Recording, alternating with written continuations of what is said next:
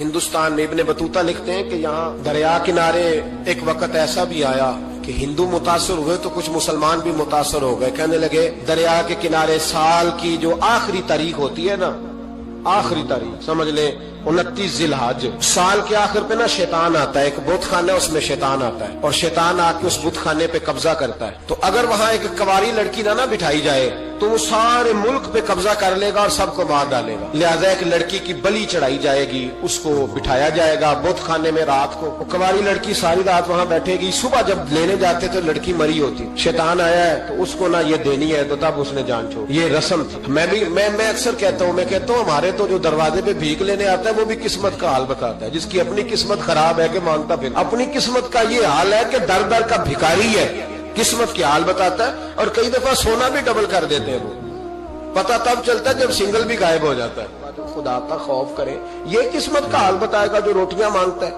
کچھ تو تھوڑا سا معیار زندگی بنائے. ہم مسلمان ہیں، ان کا بھی نظریہ بن گیا، مسلمان بھی اس نظریے کا شکار ہو گئے کہ جناب سال کے آخر میں ایک کواری لڑکی بٹھائیں گے ورنہ وہ سارے ہندوستان کو مار دے گا. ایک حافظ ابو البرکات رحمت اللہ علیہ نام کے بزرگ ہوتے تھے اور سلسلہ عالیہ چشتیہ کے شیخ بھی تھے. لیکن اللہ کی قدرت یہ تھی کہ ان کے چہرے پر داڑھی اور مونچھیں نہیں آئی. کچھ لوگوں کے نہیں نہ آتے بال، کیا کہتے ہیں ان کو، کھودے، وہ ہمارا ایک لفظ ہے، بولتے ہیں پنجابی میں. ان کے چہرے پہ داڑھی نہیں تھی. وہ بھی کبھی کبھی اس رستے گزرا کرتے تھے تو قریب ہی ایک بوڑھی اماں کا مکان تھا. تو اماں بڑی مہمان نواز تھی. اس نے دروازے پہ، اگرچہ بیوہ عورت تھی، ایک کی اس کی بیٹی تھی، دروازے پر اس نے مہمان خانہ بنایا ہوا تھا. آنے جانے والے کو کھانا کھلاتی، چائے پہ شوق تھا اس کا. اور حافظ صاحب دن کے وقت وہاں آئے. اماں بڑا رو رہی تھی، کھانا بھی نہ ملا، چائے بھی نہ ملی. تو کہنے لگے میں تو اس رستے اس لیے آیا تھا کہ یہاں ٹھہروں گا، مہمان نوازی یہاں اچھی ہوتی ہے، ہوٹل تو ہوتے نہیں تو مہمانوں کو مہمان خانوں میں ٹھہرنا پڑتا تھا. تو اماں کدھر ہے؟ تو کہا اماں بڑی پریشان ہے. حافظ جی نے کوشش کی، نیک آدمی تھے، کہ اماں سے ملاقات ہو جائے. حافظ جی کا کمال یہ تھا کہ حافظ اتنے پکے تھے کہ ایک جگہ بیٹھ کر قرآن پاک شروع کرتے تھے اور وہی سارا ختم بھی کر دیا کرتے. اتنی پکی منزل کے حافظ تھے. تو حافظ ابو البرکات صاحب وہاں بیٹھے. وہ اماں کوئی بزرگ تھے حافظ صاحب، وہ اماں سے کسی طریقے ملاقات کی تو اماں ملتے ہی رونے لگی چیخے مار کے. اماں کیا ہوا؟ کہنے لگے حافظ جی ایک کی بیٹی ہے، خاوند فوت ہو گیا تو میں نے نکاح نہیں کیا، ایک بیٹی کے نام ساری زندگی کر دی. یہاں نا اب بت خانے میں میری بیٹی کو بٹھایا جائے گا. کچھ مسلمانوں کے بھی ہمارے گاؤں کے نظریات کمزور ہو گئے. یہاں بچی کو بٹھایا جائے گا اور سویرے وہ مر جائے گی میری بیٹی. قرآن اندازی ہوئی ہے تو میری بیٹی کا نام نکلا ہے. اب بیٹی کو جانا ہی پڑے گا. یہ ہمارے ان کچھ علاقوں کا طریقہ ہے. حافظ جی کہنے لگے اماں تو اس طرح کر، میں لوگوں کو سمجھاتا ہوں کہ یہ غلط ہے، شریعت اس کو پسند نہیں کرتی. تو میرے ساتھ انہوں نے کہا یہ لوگ نہیں مانیں گے، بہت سارے ہندو بھی ہیں، بہت سارے مسلم بھی ہیں، تو گڈمنڈ ہو گئے نظریات، یہ تھوڑی مانیں گے. حافظ جی کہنے لگے اماں پھر ایک اور حل بھی ہے، میرے چہرے پہ کون سا داڑھی ہے، تو بیبیوں والے کپڑے مجھے دے، آج میں بیٹھتا ہوں وہاں دیکھتا ہوں کون سا شیطان آتا ہے. عقیدہ مضبوط ہو نا. اقبال کیا کہتے ہیں ارادے جن کے پختہ ہو، نظر جن کی خدا پر ہو، تلا تم خیز موجوں سے وہ گھبرایا نہیں کرتے. کہا مجھے دو کپڑے بیبیوں والے، میں بیٹھتا ہوں. اماں کہنے لگی وہ شیطان واقعی آتا ہے. آج تک جتنی بچیاں گئی ہیں سویرے مردہ ملی ہیں. بڑی سمجھنے والی بات ہے، غور کرنا. جتنی گئی ہیں ساری مردہ آئی ہیں. تو حافظ جی آپ کو جب وہ شیطان رات کو دیکھے گا نا، آپ آئے ہیں تو آپ کے تو وہ زیادہ ٹکڑے کرے گا کہ اس نے دھوکہ کیا، مرد ہو کے عورتوں کی جگہ پہ آیا.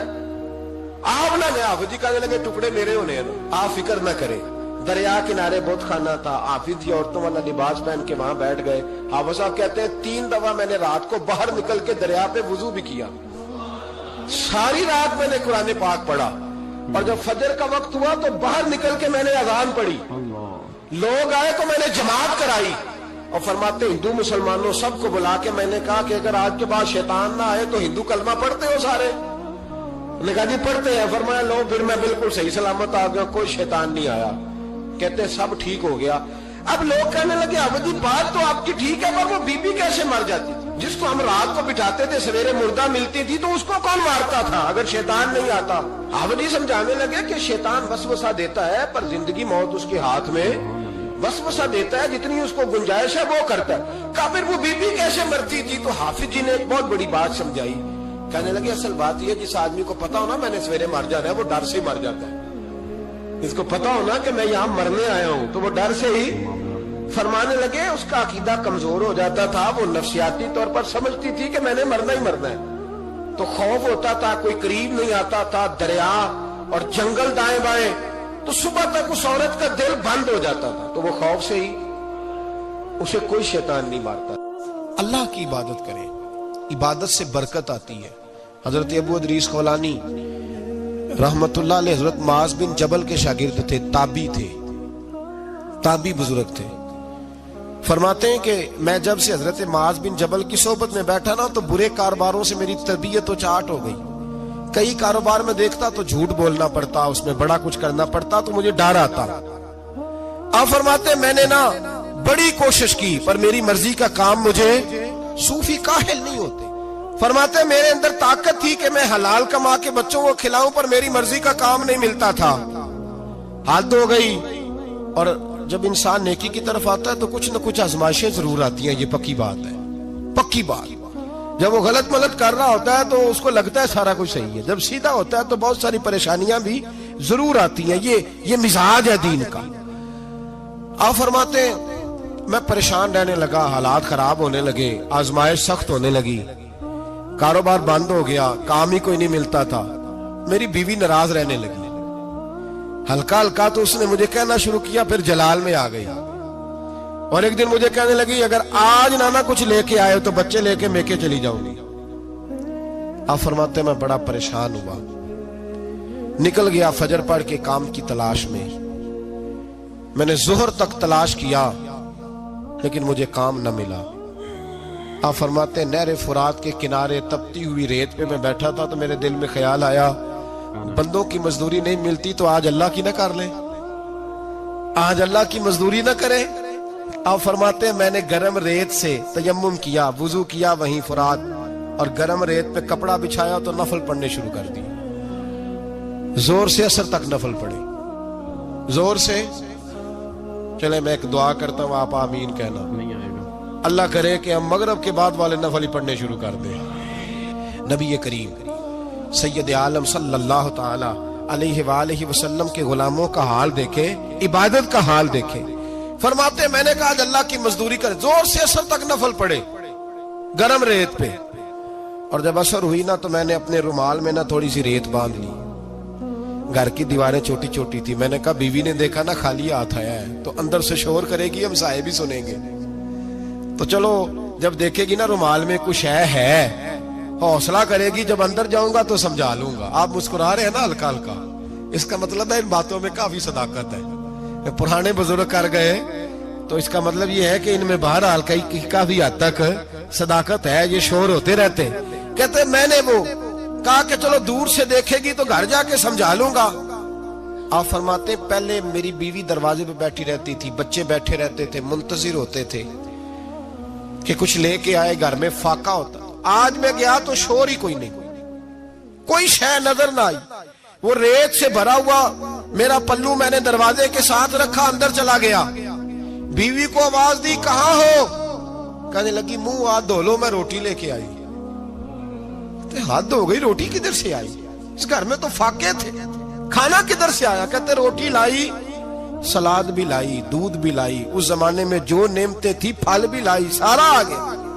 میں نے گھور کے دیکھا, میں نے کہا کدھر سے آیا یہ سارا کچھ, کہاں ہے بچے. کہنے لگی روٹی کھا کے باہر نکل گئے. میرے دل میں خیال آیا میری بیوی کا کردار تو چاند سے زیادہ اجلا ہے, تو یہ سارا کچھ کیسے آیا. میں نے کہا یہ کہاں سے آیا سارا کچھ. تو کہتی ہے میری طرف دیکھ کے کہنے لگی پتہ نہیں آج کس کریم کی مزدوری کرنے چلے گئے تھے, پتہ نہیں کس کریم کی مزدوری پہ چلے گئے تھے. زور ہوئی ہے تو اس نے اناج کی بوریاں بھیجی ہیں, چاول بھیجے ہیں, پھل بھیجے ہیں, اتنا کچھ بھیجا ہے کہ میرے گھر میں رکھنے کو جگہ ہی کوئی نہیں. یہ کہتے کہتے اٹھی اور کہنے لگی پہلے ہی بڑا آیا تھا, اب اور کیا لائے ہو. آپ فرماتے میں سکتے میں تھا, اس نے جا کے میرا رومال جو کھولا, میں ریت لایا تھا, رب کریم نے ہیرے بنا دیے, وہ ہیرے بن گئے. آپ فرماتے کہنے لگی کس کریم کی مزدوری پہ گئے تھے. فرماتے میں اٹھا اور کچی زمین پہ سر سجدے میں رکھا. میں نے کہا مالک میں ساری زندگی دنیا راضی کرتا رہا, لوگوں کے دروازوں پہ کھڑا رہا, تعلقات بنا کر تھوڑی سی روزی کے لیے جدوجہد کرتا رہا, دھتکارا گیا, ستایا گیا. مولا میں تو تیرے دروازے پہ آج آیا ہوں, پوری دیہڑی بھی نہیں لگائی, زور سے سر ڈیوٹی کی ہے, اللہ تیری تھوڑی مزدوری کا اتنا اجر ملتا ہے, خدایا تو اتنا نوازتا ہے. فرمایا اللہ میں محنت بھی کروں گا, کام بھی کروں گا, لیکن دنیا کی مزدوری تھوڑی کروں گا, مالک تیری عبادت زیادہ کروں گا. بھائی یاد رکھو, ہم ساری زندگی لوگ قبروں میں چلے گئے, مسجد نہیں آئے, قبروں میں الہاکم التکاثر حتی زرتم المقابر, قبر میں جانے کا ٹائم آیا, لوگوں کی نمازیں پڑھ دی گئیں, پر لوگوں نے نمازیں شروع نہیں کی, نمازیں پڑھ دی. کہیں لے جاؤ, شادی کا موقع ہے تو وہ کراچی جانے کو تیار ہے, لیکن چند فرلانگ پہ مسجد ہے, مسجد جانے کو تیار ہے. اللہ کے ولی کی علامت ہے, وہ عبادت گزار ہوتا ہے. اور جو نہ نماز پڑھے نہ نماز پڑھائے, وہ زندیق تو ہو سکتا ہے, پیر ہو سکتا, میں ذمہ داری سے کہہ رہا ہوں, زندیق تو ہو سکتا ہے پر پیر ہو سکتا بالکل. وہ کہتا ہے میں تکبر کرنے والوں کو پسند نہیں کرتا, وہ کہتا ہے فسادی پسند نہیں ہے, وہ فرماتا ہے کہ راہوں میں کجی کرنے والے پسند نہیں ہیں, وہ فرماتا ہے کہ بدعہدیاں کرو گے تو میں صبح قیامت تم سے سوالات کروں گا. اللہ تبارک و تعالیٰ بہت ساری چیزوں کو ناپسند کرتا ہے, ناراض ہو جاتا ہے. بلکہ نبی پاک صلی اللہ تعالی علیہ وسلم نے فرمایا تم بات کرتے کرتے کوئی ایسا جملہ بول دیتے ہو کہ رب اتنا ناراض ہوتا ہے کہ تمہیں پتہ بھی نہیں ہوتا, تمہارے لیے جہنم کا فیصلہ کر دیتا ہے. اس لیے پہلے تولو پھر بولو, خود اپنے لفظوں کی تو تم پہرے داری کرو نا کہ میں کیا کہہ رہا ہوں. کوئی ایسا جملہ, کوئی ایسی بات وارث شاہ مان کری نہ وارثاں دا, کوئی ایسی بات نہ تمہاری زبان سے نکلے. اور حضور یہ بھی فرماتے ہیں کہ اس کا دوسرا پہلو بھی ہے, بعضوں کا تم بات کرتے ایسا جملہ کہتے ہو وہ اتنا راضی ہوتا ہے کہ تمہارے لیے جنت کا فیصلہ فرما دیتا ہے. مسلمان کو اب یہ حکم ہے, اس ساری گفتگو کا نتیجہ یہ ہے کہ وہ اپنے جذبات پر, خیالات پر, نگاہوں پر, زبان پر, کانوں پر تھوڑی توجہ دے, بے لگام نہ بنے, بے ترتیب نہ بنے, جو طبیعت میں آئے کر نہ گزرے, تھوڑا سا نہ سوچے سمجھے اور تھوڑا سنبھل کے چلے. کبھی ان کاموں کی طرف نہ جائے جن سے رب ناراض ہو جاتا ہے, ان کاموں کی طرف بڑھے جن سے اللہ راضی ہوتا ہے. میرے نبی پاک صلی اللہ تعالی علیہ وآلہ وسلم نے ارشاد فرمایا, بعض احادیث میں لفظ یہ ہیں کہ اللہ اپنے بندوں کو دیکھ کے مسکراتا ہے جو اس کی شان کے لائق ہے. جس ترتیب سے ہم مسکراتے ہیں, جس ترتیب سے ہم روتے ہیں, جس ترتیب سے ہم کسی بات کا اظہار تشکر کرتے ہیں, خدا ان باتوں سے پاک ہے. اب بہت ساری حدیثوں میں آیا کہ وہ مسکراتا ہے, تو کیا مطلب ہے مسکرانے کا؟ تو علماء تفسیر نے لکھا ہے مسکرانے کا مطلب یہ ہے کہ وہ بڑا ہی راضی ہوتا ہے اپنے بندے سے, بڑا راضی ہوتا ہے, یہ مطلب. ایک تو مسکرانے کا مطلب یہ کہ وہ بڑا راضی ہو گیا, وہ مسکرا دیا اپنے بندے پہ. اور ایک اس کا معنی خود نبی پاک صلی اللہ تعالی علیہ وسلم نے بیان فرمایا. مسند امام احمد بن حنبل میں حدیث ہے, حضور سید عالم علیہ السلام سے صحابہ نے پوچھا یا رسول اللہ شہید تو بڑے لوگ ہوتے ہیں, شہیدوں میں افضل کون ہے؟ تو اللہ کے حبیب علیہ السلام فرمانے لگے وہ والا بندہ جو ڈٹ گیا تھا کافروں کے مقابلے میں, وہ ہلا نہیں, پوری طرح ڈٹ کے جو لڑا وہ شہداء میں افضل ہے. حضور فرماتے ہیں وہ جنت کے بالا خانوں میں سیر کرے گا اور رب اسے دیکھ کے مسکرائے گا, رب اسے دیکھ کے مسکرائے گا. اللہ تعالیٰ مسکراتا ہے اسے دیکھ کے. اور اگلے جملے میں حضور نے وضاحت کر دی, فرمایا جب رب دنیا میں کسی پر مسکراتا ہے نا تو اس کا معنی یہ ہے کہ قیامت میں پھر اللہ اسے حساب کوئی نہیں لے گا. جس پر اللہ دنیا میں مسکرا دیا اس سے کوئی حساب, تو وہ کام ڈھونڈنے چاہیے نا جس سے اللہ مسکرائے. ویسے کبھی ہم ایسا کرتے ہیں کہ نہیں کہ کسی کو راضی کیا جائے؟ یہ کام ہم کرتے ہیں کہ ہماری کمپنی کا جو سربراہ ہے وہ ہم سے راضی رہے, جس ادارے میں ہم پڑھاتے ہیں اس ادارے کا بڑا ہم سے راضی رہے. یہ کرتے ہیں ہم, اس کے لیے کچھ نہ کچھ ہیلے بہانے ہم کرتے ہیں. برادری, قبیلہ, علاقہ, بستی, لوگ کسی طریقے سے ہمارے ساتھ مطمئن رہیں, کرتے ہیں نا یہ سارے کام. اس میں تھوڑی مشکل بھی ہمیں آتی ہے لیکن کرتے ہیں, کیا کریں. گھر میں بھی کئی دفعہ ایسا ماحول بنانا پڑتا ہے. چلیں ایک اور میٹھی مثال دیتے ہیں, زیادہ سمجھ میں آئے گی. چھوٹا بچہ خوش رہے, آپ اس کے لیے محنت نہیں کرتے. وہ چھوٹا ہے, اس کو خوش کرنا فرض ہے ابا پہ, لیکن وہ کہتا ہے کہ میں نے موٹر سائیکل لینا ہے. چھوٹا ہے, چلا ہی نہیں پائے گا, تو ابا پھر اسے راضی کرتا ہے, کہتا ہے بیٹے چھوٹا سائیکل لے لے, چل میں تجھے اڑانے والا جہاز لے دیتا ہوں. مقصود کیا ہے کہ اس کو ناراض نہیں کرنا, یہ روئے نہ, اس کا دل نہ ٹوٹے. ہو یارو سنو نا میں کیا کہہ رہا ہوں. اگر چھوٹے بچے کے لیے وہ چیزیں ڈھونڈتے ہو, میرے ابا جی نا اپنے نواسے کے لیے کھلونا لے کے آئے, تو بچہ بڑا ہی کھیلا, تو ابا جی کہنے لگے لو پیسے پورے ہو گئے میرے. بچے کو پسند بڑا ہے نا, پیسے پورے کر چھڑے نے, دیکھو نا جی کتنا اس کو راضی ہوا ہے.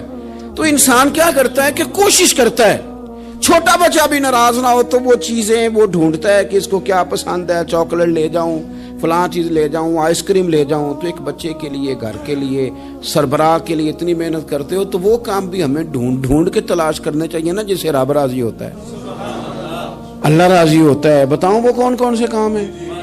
نبی کریم صلی اللہ تعالی علیہ وسلم نے ارشاد فرمایا 3 لوگ ہیں جنہیں دیکھ کے رب مسکراتا ہے. یا رسول اللہ صلی اللہ علیہ وسلم وہ کون کون سے؟ تو محبوب فرمانے لگے, ایک وہ بندہ ساری مخلوق سوئی ہے, آدھی رات ہے, رات کا پچھلا پہر ہے, اس نے اٹھ کے وضو کر لیا, مصلی پہ کھڑا ہو گیا خدا کی یاد میں. فرمایا اسے دیکھ کے رب مسکراتا ہے جو اس کی شان کے لائق ہے. مسکراتا ہے اللہ. یہ تو سونے کا ٹائم تھا, یہ تو گہری نیند آنے کا وقت تھا, رات کا پچھلا پہر.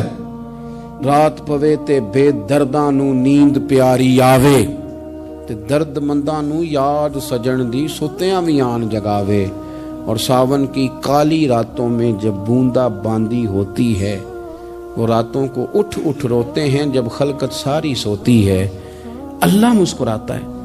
اور سننا میرے بھائی, میرے نبی پاک صلی اللہ تعالی علیہ وسلم فرماتے ہیں جب مسلمان نماز کے لیے صفیں بناتے ہیں نا, ترتیب لگ رہی ہوتی ہے, اب اللہ کی بارگاہ میں کھڑے ہوں گے, قیام کریں گے, رکوع کریں گے, سجود کریں گے. فرمایا جب مومن صفیں بناتے ہیں تو رب دیکھ کے مسکراتا ہے,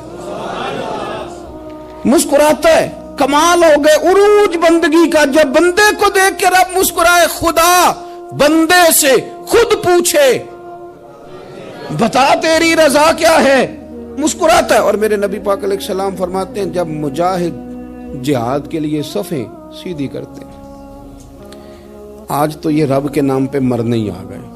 یہ صفوں میں کھڑے ہوں گے, ترتیب سے لڑیں گے, ترتیب سے گلا کاٹیں گے کافروں کا یا شہادت لیں گے. فرمایا جب جہاد کے لوگ صفیں بناتے ہیں تو رب انہیں دیکھ کے مسکراتا ہے. کتنے نصیبوں والا وہ بندہ ہے جسے دیکھ کے مسکرا دیا. او یار کبھی تیرا بیٹا تیرے سامنے مسکرائے نا چھوٹا, تو تیرا دل باغ باغ ہو جاتا ہے. تیری ماں بیمار کسی ایک دن صحیح طرح ہنس پڑے تو طبیعت خوش ہو جاتی. مجھے بتاؤ نا جس کا رب بھی اسے دیکھ کے ہنس پڑے, جو اس کی شان کے لائق ہے, کیا اس بندے کے نصیبیں ہیں, کیا اس کے مقدر ہیں.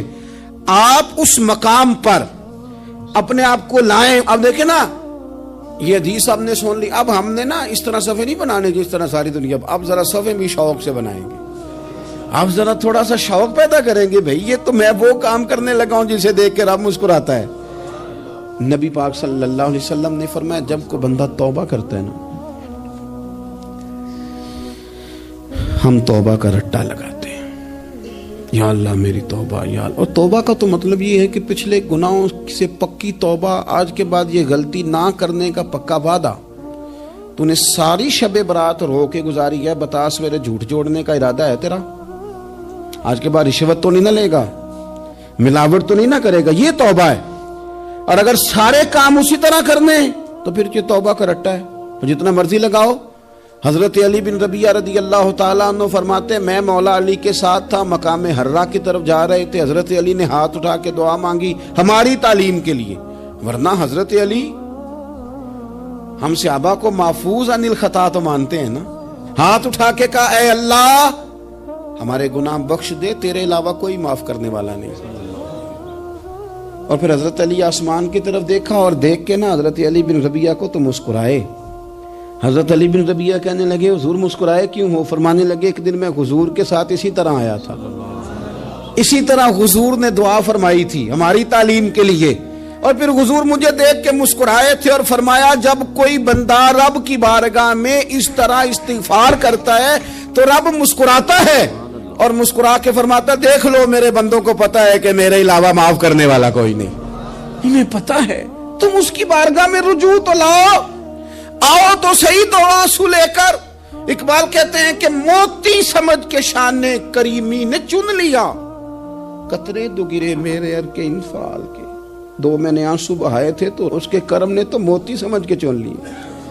سنو نا حضور اس استغفار کو اللہ کو یار رات کو توبہ کر کے سونا چاہیے ہمیں۔ کچھ غلطیاں ہم کرنا نہیں چاہتے پر ہم سے ہو جاتی ہیں، کچھ دل ہم توڑنا نہیں چاہتے پر وہ ٹوٹ جاتے ہیں، ہماری مجبوری ہوتی ہے ٹوٹ جاتے ہیں۔ رات کو اس کی بارگاہ میں ہاتھ باندھ کے کشکول طلب دراز کر کے خوب استغفار پڑھنا چاہیے کہ مالک بندے ہیں نا کیا کریں، نفس کا ساتھ ہے، دنیا کا ساتھ ہے، خواہشات نفسانیہ، مالک معاف کر دے، درد سے توبہ، رسم نہ ہو، کہانی نہ ہو، لفظ نہ ہو، جملے نہ ہو، اور جناب ایسے لوگوں کے بیچ بڑے ہاتھ باندھ کے اور بڑا کوئی ضرورت نہیں، آپ اکیلے اپنی چارپائی پہ بستر کے اندر منہ دے کے بھی درد سے کہیں گے نا معاف کر دے تو وہ تو مہربانی بڑا ہے۔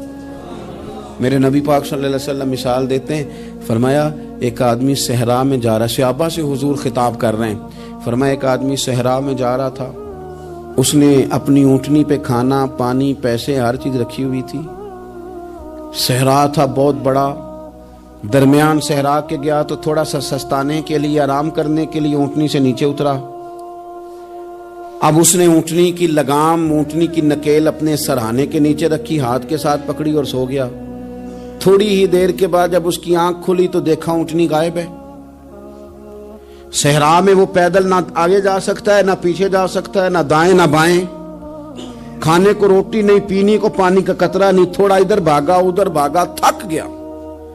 کریم محبوب فرماتے ہیں وہ پوری طرح نڈھال ہو گیا اور مایوس ہو گیا، معاذ اللہ، مایوس ہو کے دوبارہ اسی جگہ آ کے لیٹ گیا جہاں پہلے لیٹا تھا، انتظار کرنے لگا کہ اب موت ہی آئے گی، آخری وقت ہے، اب نہ میں پیدل یہ صحرا کراس کر سکتا ہوں، نہ پیچھے جا سکتا ہوں، نہ کھانا ہے نہ پانی ہے، سوائے موت کے کوئی سہارا نہیں۔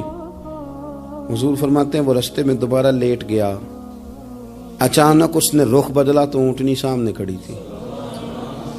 حضور نے صحابہ سے پوچھا بتاؤ نا اسے بھلا کتنی کو خوشی ہوگی؟ یا رسول اللہ جسے نئی زندگی مل گئی ہے۔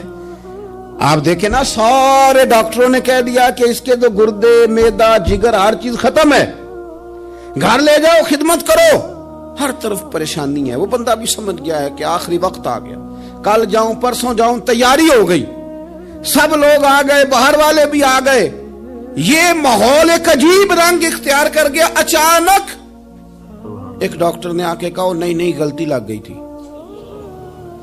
مجھے بتائیے انداز کیا ہوتا ہے؟ بغیر دوائی کے بندہ اٹھ کے کھڑا نہیں ہو جاتا، او میں تو بچ گیا ہوں۔ نبی پاک صلی اللہ علیہ وسلم فرمانے لگے اس کی اونٹنی مل گئی، بتاؤ بھلا اسے کتنی خوشی ہوگی؟ یا رسول اللہ وہ تو دوبارہ دنیا میں آ گیا۔ حضور فرمانے لگے اسے کچھ بھی خوشی نہیں ہوئی۔ جب کوئی رب کا گناہگار بندہ آ کے توبہ کرتا ہے، رب کو اس سے کئی گنا زیادہ خوشی ہوتی ہے۔ میرا بندہ آ گیا ہے، میرا بندہ آ گیا ہے، میرے گھر آ گیا، اس نے آنسو بہائے ہیں، اس نے کہا اللہ میں تیرا ہی ہوں، تیرا ہی رزق کھاتا ہوں، تیری ہی زمین پہ رہتا ہوں، تیرے نام سے میری سانسیں چلتی ہیں۔ وہ آ گیا، فرمایا اس اونٹنی والے سے زیادہ رب کو خوشی ہوتی ہے جب گناہگار آ کے توبہ کرتا۔ گناہگاروں کے آنسو اس کی بارگاہ میں بڑے مقبول ہیں، لیکن ہم رسم ادا کرتے ہیں، توبہ نہیں کرتے، ہم اپنے آپ کے ساتھ دھوکہ کرتے ہیں، جھوٹ بولتے ہیں۔ ہم بندہ کوئی ناراض ہو جائے تو ہمیں کو نہیں نیند آتی، اس کے گھر چلے جاتے ہیں۔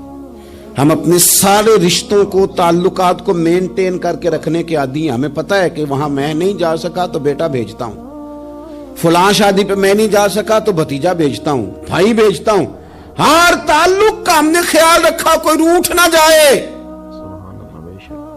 لیکن کمال ہے نا، یہ نہیں سوچا کہ اگر رب روٹھ گیا تو جب وہ روٹھ جائے نا تو سارے رشتے بھی بندے کے پاس موجود ہوں تو کوئی کارآمد نہیں ہوتا، پھر کروڑوں روپیہ جیب میں ہوں تو ڈاکٹروں کی دوائیاں اثر نہیں کرتی۔ وہ روٹھ جائے تو پھر انسان اس طرح سے پھسلتا ہے کہ بڑے بڑے اس کے پاس دروازے ہوتے ہیں پر کسی جگہ اس کا ہاتھ نہیں لگتا. خدا را خیال کریں, دنیا روٹتی ہے تو روٹ جائے, رب رسول ناراض نہ ہونے پائیں, اس کا خیال کریں. حضور فرماتے ہیں وہ مسکراتا ہے, اسے خوشی ہوتی ہے جب کوئی اس کا بندہ اس کی طرف رجوع کرتا ہے. میرے عزیزو, رسول پاک صلی اللہ تعالی علیہ وسلم نے ان لوگوں کے تذکرے کیے جنہیں دیکھ کے رب مسکراتا ہے. ہم نا گناہگاروں پر بھی فتویٰ دینے میں جلدی کرتے ہیں اور نیکی پر بشارت دینے میں بھی جلدی کرتے ہیں, حالانکہ یہ ہماری ذمہ داری نہیں. پتہ نہیں اللہ تعالیٰ کس کو کب توفیق توبہ دے کے اپنے قریب کر لے, لیکن بڑی جلدی ہے, بڑی جلدی فتویٰ دینے میں. اور یہ فتویٰ صرف مفتیوں کا نہیں رہ گیا, یہ میری طرح کے آپ کی طرح کے ڈھیروں لوگ ہیں جنہوں نے جیبوں میں فتوے ڈالے ہوئے. بھئی آپ نے کیوں ذمہ داری لے لی ہے جنت میں داخل کرنے کی اور نکالنے کی؟ یہ تو میرے رب کریم کا کرم ہے, وہ جس کو چاہے جب چاہے جتنا چاہے عطا کرے. لیکن کچھ لوگ نا بڑے پکے ہو گئے ہیں کہ شاید جو میں سوچ رہا ہوں وہی درست ہے. کبھی کبھی کچھ چیزیں عجیب بھی ہوتی ہیں, لہذا خدا کی رحمت پر بھروسہ کر کے بات کرنی چاہیے, اپنی مرضی کے فتوے نہیں داغنے چاہیے. وہ دیکھو جی فلانا بندہ یوں کر رہا ہے, آپ کو پتہ ہی نہیں پوری بات کا, آپ کو علم ہی نہیں پوری بات کا. حضرت بہاءاللہ نقشبند بخاری رحمت اللہ علیہ فرماتے ہیں میں حج کرنے گیا تو وہاں میں نے ایک آدمی کو کروڑوں کا کاروبار کرتے دیکھا تو میرے دل میں خیال ہے یہاں بھی اللہ اللہ کرنی چاہیے تھی, دنیا داری کر رہا ہے. لیکن فرماتے ہیں حج سے فارغ ہوئے تو میں نے دیکھا وہی بندہ سارا کچھ رب کی بارگاہ میں خیرات کر رہا ہے, اور سینکڑوں غریب حاجی ہیں جن کو پورے خرچے دے رہا ہے. تو میں نے وہیں اپنی سوچ سے توبہ کی کہ میں کہاں تھا. بڑی جلدی کھڑے نہ ہو جائیں. حضرت حسن بصری رحمت اللہ تعالی علیہ ارشاد فرماتے ہیں کہ میں دریا کے کنارے گیا تو وہاں میں نے ایک شخص کو دیکھا, وہ اپنی ایک خاتون کی گود میں سر رکھ کے بیٹھا اور قریب ایک بوتل بھی پڑی ہے. میرے دل میں معاذ اللہ خیال آیا کہ دیکھو کس انداز میں ایک عورت کے ساتھ یہ ہے اور پاس بوتل بھی پڑی ہے, جانے شراب ہے. کہتے میں سوچ ہی رہا تھا کہ اچانک کی کشتی آ رہی تھی دریا میں, وہ ہچکو لے کھائے, کشتی میں 4-5 لوگ تھے, وہ دریا میں ڈوبنے لگے. وہ آدمی تیزی سے اٹھا, دریا میں چھلانگ لگائی, پہلے ایک کو نکالا, پھر دوسرا نکالا, پھر تیسرا نکالا, ایک بندہ رہ گیا. کہنے لگا حضور مجھے تو آپ نے گناہگار سمجھا ہے, میں تو بڑے غلط انداز میں یہاں بیٹھا ہوں, آپ نے جو سوچا چلیں گے چوتھا بندہ آپ نکالنا ہے, کرے نا یہ کام, کرے نا یہ کام. بڑے بھولے بھالے بڑے اللہ والے, ریاض آپ کو بس ہم ہی جانتے ہیں, اتنی جلدی فتویٰ. حضرت حسن بصری فرماتے ہیں میں پشیمان ہوا, میں نے کہا مجھے تیرنا نہیں آتا, تو دیر نہ کر, چوتھا ڈوب نہ جائے. کرتے اس نے چھلانگ لگائی, چوتھا بھی نکال لایا اور کہنے لگا حضرت آپ نے جلدی کی سوچنے میں, یہ بی بی میری ماں ہے اور یہ سرکے کی بوتل ہے. ہم ماں بیٹے کا یہ مشغلہ ہے کہ یہ وہ جگہ ہے جہاں آ کے لوگ مسافر اترتے ہیں, اور یہاں سے کسی کا گھر 100 میل ہے, کسی کا 200 میل ہے. ہم صبح سرکہ کھجوریں روٹیاں لے کے یہاں آتے ہیں, مسافروں کی نوکری کرتے ہیں, کوئی پریشان ہو تو مدد کرتے ہیں. حضرت خواجہ حسن بصری فرماتے ہیں میں نے معافی مانگی, ان سے بھی مانگی, رب سے بھی مانگی. انہوں نے مانگ لی نا بزرگ تھے, پر ہم کو نہیں تیار مانگنے کو. ہم ہر وقت بدگمانیاں, وہ فلانے جرم کرتا تھا, میں اسے اب کیسے نیک مان لوں. بھئی اب وہ نمازی ہے, خدا کے گھر آتا جاتا ہے, اب اللہ کی بارگاہ میں حاضر ہوتا ہے. جب رب نے معاف کر دیا تو بھی سوچ بدل جا. سنیں حضور کیا فرماتے ہیں. نبی پاک صاحب الاخلاق صلی اللہ تعالی علیہ وسلم فرماتے ہیں, مسند امام احمد بن حنبل دیکھیے, فرمایا رب اس وقت بڑا ہی مسکرائے گا جب قاتل بھی جنت میں جائے گا, مقتول بھی جنت میں جائے گا. یا رسول اللہ مقتول تو گیا, یہ قاتل کیسے چلا گیا؟ حضور فرماتے ہیں جائے گا, اور جائے گا اور رب مسکرائے گا جو اس کی شان کے لائق ہے. یا رسول اللہ کس طرح؟ تو نبی پاک صلی اللہ علیہ وسلم فرمانے لگے اس نے ایک مومن کو قتل کیا تھا, وہ شہید ہو کے جنت میں چلا گیا. اب اللہ نے بعد میں اسے توبہ کی توفیق دے دی. پہلے اس نے کلمہ پڑھا, پھر یہ میدان میں اترا, کافروں سے لڑا, یہ شہید ہوا, اور آپ نے اسے بھی جنت دے دی. قاتل بھی جنت میں, مقتول بھی جنت میں. اور بات اتنی انوکھی ہے کہ رب دیکھ کے مسکرا رہا ہے جو اس کی شان کے لائق ہے. ہم جلدی میں ہیں, ہم انتظار نہیں کر رہے کہ شاید توبہ کر جائے, ہم انتظار نہیں کر رہے. لیکن میرے عزیز اتنی جلدی نہ کریں. سوچوں کا صاف ہونا, ذہنوں کا پاک ہونا اور لوگوں کے بارے میں گمان کا اچھا ہونا. آپ کسی نفسیات کے ڈاکٹر کے پاس چلے جائیں, اسے کہیں ٹینشن بڑی ہے. میں ان کے مضامین پڑھتا رہتا ہوں, وہ سب سے پہلا سبق آپ کو یہ پڑھائیں گے کہ اچھا سوچا کریں. اچھا سوچنے سے بندہ تندرست رہتا ہے. کس سے بندہ تندرست رہتا ہے؟ ہیں جی, واقعی. یعنی اس والے پڑوسی کے بارے میں بھی اچھا سوچنا ہے گھر میں, اس والے کے بارے میں بھی, چھوٹے بھائی کے بارے میں بھی اچھا سوچنا ہے, اور بڑے کے بارے میں بھی اچھا ہی سوچنا ہے. یعنی اپنی برادری قبیلے کے بارے میں بھی اچھا سوچیں, جو قبیلے کا نہیں اس کے بارے میں بھی چلیں تھوڑا سا اچھا سوچ لیں. اپنے بارے میں تو اچھا سوچا ہے بڑا. میں کہتا ہوں کہ ہم اپنی غلطیوں سمیت اپنے آپ سے بڑا پیار کرتے ہیں, اور دوسرے کی ایک غلطی نظر آ جائے تو ہمیں گھین آنے لگ جاتی ہے. آپ جلدی نہ کریں. مالک نے موقع دیا ہے بندوں کو, نہ وہ کسی کا رزق چھین رہا ہے, نہ سانسیں چھین رہا ہے. وہ اپنی زمین پہ چلنے بھی دے رہا ہے, رہنے بھی دے رہا ہے. تو جب اس نے موقع دیا ہے, آپ بھی تھوڑا موقع دیں. اللہ بڑا کریم ہے, دروازے کھولے گا, اس کے بندے اس کی بارگاہ تک پہنچیں گے. بدگمانیاں اور پھر بدگمانیوں کا عروج, اور اس لیول تک جا کے بات کر دینا کا جہاں سے خوف آئے کہ یار یہ بات نہیں کرنی چاہیے. رسول کائنات سرور دو عالم صلی اللہ تعالی علیہ وسلم فرماتے ہیں کہ اللہ مسکراتا ہے. دیکھو ہمارے ہاں نا ایک اور بھی مسئلہ بن گیا ہے. میں نے کچھ لوگوں کو نا پکا, میرے پیارے ہیں, محبت ہے مجھے, تو میں چونکہ آپ میری کلاس ہیں, میں مشاہداتی اور تجرباتی باتیں بھی کر لیتا ہوں. اسی کی روشنی میں کئی دفعہ گفتگو بھی تیار کرتا ہوں. کچھ لوگوں نے نا پکا ذہن بنا لیا یہ کہنے کا کہ ہاتھ بڑا تنگ ہے. پکا آپ جس وقت پوچھ لیں ان کا ہاتھ اور بڑا ہی زیادہ تنگ ہے. آپ یقین کریں, بہن کا جو خامند ہے وہ کہہ رہا ہے جا حصہ لے کے آ, تیرے بھائیوں کی کمائی تو نہیں, تیرے ابا کی ہے, لے کے آ. وہ بیچاری اس کی منتیں کر رہی ہے, کہتی ہے اگر جاؤں گی نا تو وہ کہیں گے حصہ لے جا, آج کے بعد ہمارے گھر نہ آنا, میرا دروازہ نہ بند کرو, مہربانی کرو. اور بھائی سے بات کرتی ہے تو کہتا ہے ہاتھ ہی بڑا تنگ ہے, جب ٹھیک ہوگا تو دے دوں گا. نہ کریں یہ ظلم. ہمارے اپنے تڑپتے رہتے ہیں اور ہماری دولتیں اندر پڑی رہتی ہیں. ہمارے اپنے چھوٹی چھوٹی ضروریات کے لیے پریشان ہوتے ہیں, لیکن ہم بڑے بڑے بہانے ہیں ہمارے پاس. کہتے ہیں یہ نکما ہے, یہ نکھٹو ہے, یہ کام نہیں کرتا, اس میں فلانا ہے, بے فلانا ہے, بلہذا میں نے نہیں ساتھ چلنا. اظہار جب آپ کے اندر پیدا ہوتا ہے نا, اظہار جب کسی کے لیے آپ حساس ہوتے ہیں تو آپ کو بھی سرور حاصل ہوتا ہے. نہ کریں یہ کام کہ آپ کو اللہ نے وسعت دی اور ہر وقت آپ ہاتھ تانگ ہونے کا رونا رو رہے ہیں. ہر وقت آپ یہ کہہ رہے ہیں میں بڑی آزمائش میں ہوں, جب خدا نے آپ پہ نہیں ڈالی. تو اتنے جھوٹ بولنا صرف اس لیے کہ میرے پیسے بچ جائیں, صرف اس لیے کہانی سنانا کہ حالات میرے بڑے خراب ہیں کہ کوئی بندہ میرے سے کوئی تھوڑا بہت قرض نہ مانگ لے. سنو, نبی پاک صلی اللہ علیہ وسلم کے پاس مہمان آ گیا, بخاری مسلم ہے. حضور نے ازواج مطہرات کے گھروں میں پیغام بھیجا, کچھ چیز ہے ضیافت کے لیے. یا رسول اللہ کچھ بھی نہیں, یہ دو جہاں کے شاہ ہیں اور پاس کچھ رکھتے نہیں, دو جہاں کی نعمتیں ہیں ان کے خالی ہاتھ میں. یا رسول اللہ کوئی چیز بھی نہیں. حضور نے صحابہ کے مجمع پہ نظر ڈالی, یا رسول اللہ صلی اللہ علیہ وسلم حکم ہو. تو حضور فرمانے لگے تم میں سے کوئی بندہ ہے جو اسے گھر لے جائے روٹی کھلائے. ایک صحابی اٹھے فوراً, حضور میں لے کے جاتا ہوں کھانا کھلاتا ہوں.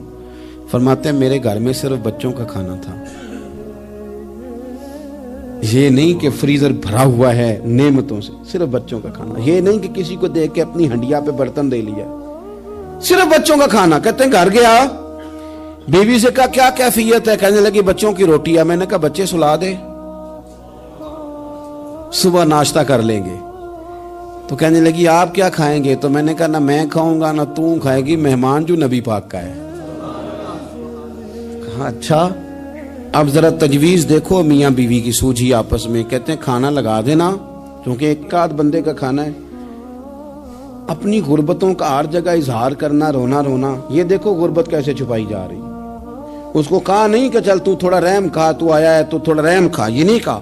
کہا اٹھ کے نا تو کھانا رکھنا اور اٹھ کے نا چراغ ٹھیک کرنے کے بہانے بجھا دینا. ہم دنیا والوں کے سامنے کیوں اپنے دکھ بیان کریں؟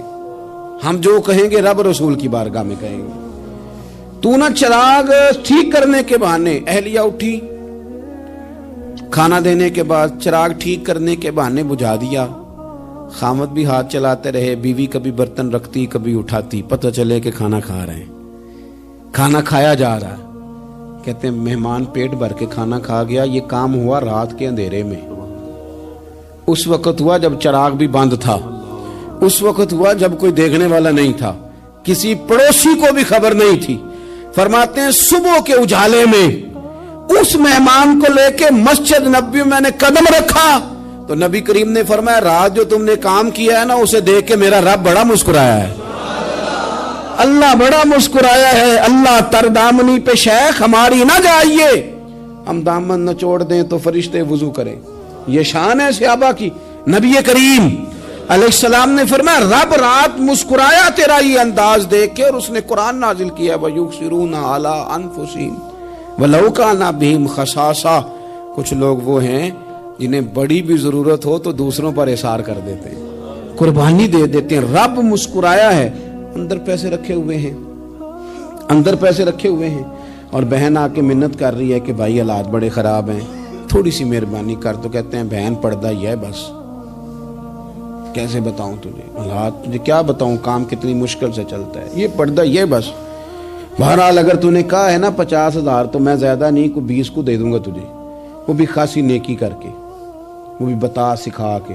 رات اماں پہ علیحدہ سے احسان چڑھاؤں گا, ابا پہ علیحدہ سے چڑھاؤں گا کہ تمہاری بیٹی کے ساتھ تعاون کرنا. سارے علاقے کو ویسے ہی بتاؤں گا. اور وہ غریبنی بیچاری 20,000 لے کے گھر گئی ہے, پھر سفارشیں کر رہی ہے کہ مہربانی کرو. میں نے ایسے بھی دیکھے ہیں جو پہلے بیوی کو پکڑاتے ہیں تو دے, اس لیے کہ پھر وزیر اعظم تو ڈنڈا نکال لے گا تو بڑا مشکل ہو جائے گا پھر گھر میں رہنا. لہذا وہ یہ تو آگے لگ. یہ کیا لہجہ ہے آپ کا, یہ تو کسی کو بھی دیں تو چھپا کے دینے کا حکم ہے. کسی کو بھی دیں تو ہمیں حکم یہ ہے کہ سیدھے ہاتھ سے دینا ہے, الٹے کو خبر. اور یہ جو بالکل ہی اپنے ہیں ان پر تو پردہ پوشی آپ کے لیے ویسے ہی ضرورت تھی. میرے عزیز رب مسکراتا ہے. میرے نبی پاک علیہ السلام نے یہ اعمال ہمیں بتائے جن پر اللہ مسکراتا ہے, خوش ہوتا. اور بعض لوگوں کو حضور نے نامینیٹ کیا. حضرت سعد بن معاذ رضی اللہ تعالیٰ عنہ عظیم صحابی تھے. یہ وہ خوبصورت صحابیاں جن کے جنازے کو کندھا میرے نبی پاک نے عطا فرمایا. حضور نے کندھا عطا فرمایا. کمال ہو گئی. نرخ بازار محبت کا انوکھا ہی ہو گیا. خود خریداروں میں شامل آ کے مولا ہو گیا. حضور نے کندھا دیا. حضرت سعد بن معاذ رضی اللہ تعالیٰ عنہ کا جب جنازہ اٹھا ان کی والدہ رو پڑی, بڑے درد سے روئی. ماں تھی نا, ان کی آواز جب حضور تک گئی تو نبی پاک نے فرمایا آنسوؤں کو روک لے, آواز کو کم کر لے. تیرے بیٹے کی تو جب روح پرواز ہوئی ہے تو رب مسکرایا ہے. جس کے آنے پہ رب راضی ہو مسکرا دے جو اس کی شان کے لائق ہے. یہ تو وہ لوگ ہیں کہ جن کے جانے پر نا رب, وہ کسی نے کہا تھا کہ میرے مرنے پہ ہر سو شور مچ جائے گا, دیکھو گے میرے مرنے پہ ہر سو شور تمہیں پتہ چل جائے گا جب ہم جائیں گے. میرے مرنے پہ ہر سو شور مچ جائے گا, دیکھو گے. اور کہنے الوداع سرکار خود تشریف لائیں گے. اور درویش کہنے لگے بعد مرندے مکھڑا میرا ہو جاوے جے تازہ, پھر سمجھ لینا محبوب میرے نے آن پڑے ہے جنازہ. اور عاشق کا جنازہ ہے ذرا دھوم سے نکلے اور محبوب کی گلیوں سے ذرا گھوم کے نکلے. فرمایا کہ ان کے تو جانے پہ رب کریم. اور حضور نے ایک دعا بھی دی. حضرت ابو طلحہ, حضرت طلحہ رضی اللہ تعالیٰ عنہ صحابی تھے, ان کا وصال ہو گیا تو حضور نے دعا بھی دی. فرمایا یا اللہ جب میرا طلحہ آئے نا تو اس سے مسکرا کے بات کرنا, یہ تجھ سے مسکرا کے بات کرے جو تیری شان کے لائق ہے. تو اللہ تعالیٰ غائب درجے راضی ہوتا ہے. ایک دفعہ پھر بات دہراتا ہوں, جو میدان میں ڈٹ کے شہید ہو رب اسے دیکھ کے مسکراتا ہے جو اس کی شان کے لائق. جو توبہ صحیح کریں سچی کریں رب انہیں دیکھ کے مسکراتا ہے جو اس کی شان کے لائق ہے. جو نماز کے لیے صفیں بنائے رب انہیں دیکھ کے مسکراتا ہے. جو جہاد کے لیے صفیں بنائے رب دیکھ کے مسکراتا ہے. جو لوگ صبح پچھلے پہر اٹھ کے عبادت کریں رب انہیں دیکھ کے مسکراتا ہے. اور جو کبھی کبھی بھوکے رہ کے دوسروں پر قربان کر کے احسار کر دیں رب انہیں دیکھ کے مسکراتا ہے. بہت بڑی فضیلت ہے. اللہ ان سارے کاموں میں سے کسی ایک کام پہ ہمیں بھی لگا دے. تاکہ یہ ولی فضیلت اللہ تعالی ہم گناہگاروں کے حصے میں بھی فرما دے۔ آخر دعوانا ان الحمدللہ رب العالمین۔